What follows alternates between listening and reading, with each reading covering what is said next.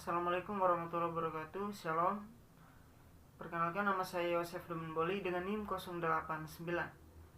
Di sini saya akan membahas ringkasan artikel mitos, eksplorasi, definisi dan fungsinya dalam kebudayaan.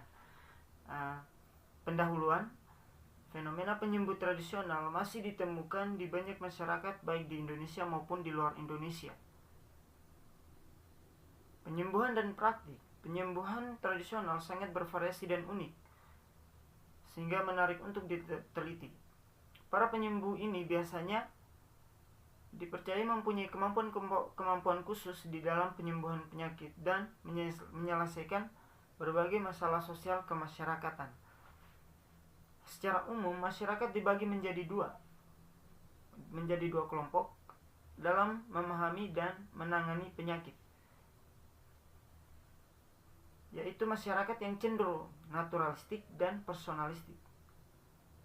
Pada masyarakat yang etiologi atau ilmu asal-usul penyakit, utamanya naturalistik, apabila penyakit muncul, maka penyembuh yang didatangi adalah dokter yang mengobati melalui observasi dan praktik. Penyakit yang disebabkan oleh kondisi natural dikategorikan dalam sistem naturalistik.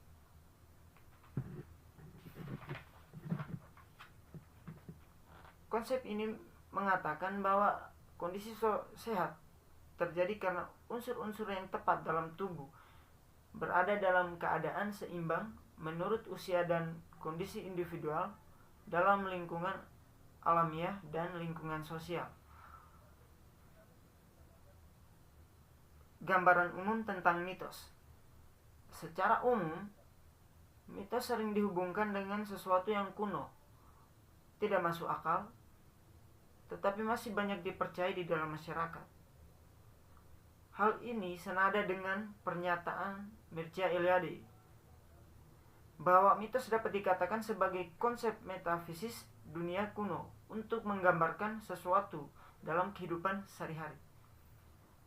Fungsi mitos setara dengan fungsi simbol ritus atau ucapan yang menjunjung kesadaran akan situasi tertentu di dalam kosmos dan mengakibatkan sikap metafisis tertentu.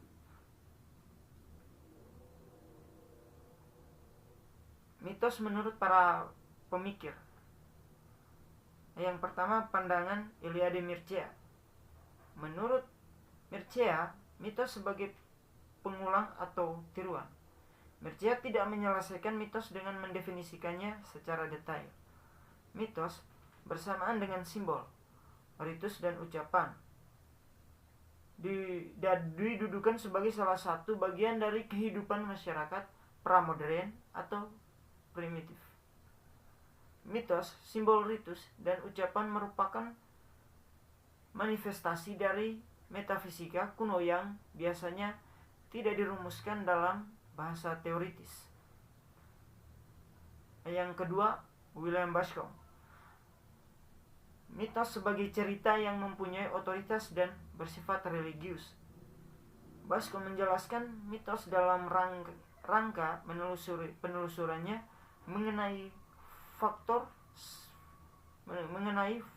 folklore sebagai prosa naratif. Yang definitif, mitos, legenda, dan cerita rakyat. Mitos diartikan sebagai suatu prosa naratif yang hidup di dalam suatu masyarakat. Prosa-prosa naratif tersebut diceritakan dan dianggap sebagai cerita kebenaran pada masa lampau atau masa lalu. Mitos diterima sebagai sesuatu kepercayaan, diajar untuk dipercayai, dan mitos dapat diambil sebagai suatu kepercayaan, diajarkan untuk dipercayai.